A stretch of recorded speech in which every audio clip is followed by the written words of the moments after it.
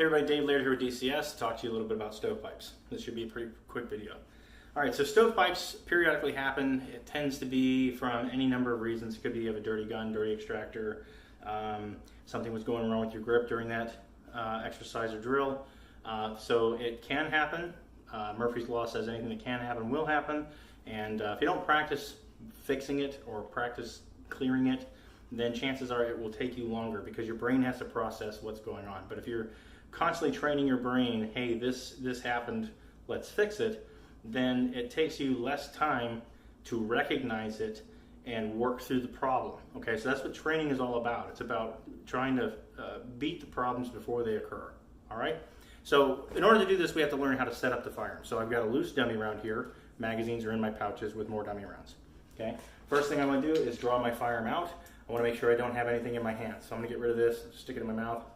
All right, and I want to make sure that my slide is locked to the rear. Okay, now I'm just going to take my dummy round, I'm going to insert it into the chamber and release my slide. Just like that. Now, I've probably dented and permanently damaged this dummy round. That's fine. Again, they're cheap.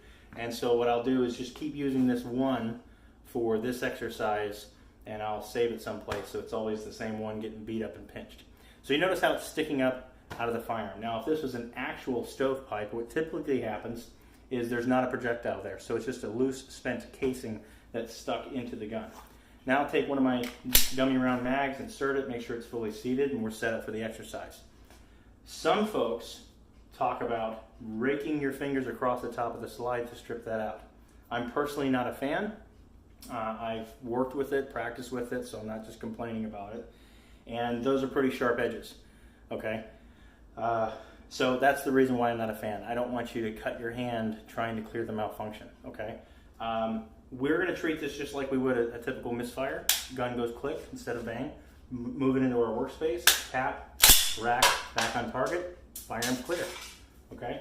So again, strip out the magazine, capture my dummy round, insert it in the gun. And for those of you who use the slingshot method, this is what it looks like. Again, you get a click instead of a bang. You notice that there's a stovepipe. You tap, 180, back on target, press the trigger. Happens that fast, clears that fast. That's how we fix a stovepipe. All right, Dave Laird here with DCS. Thank you very much.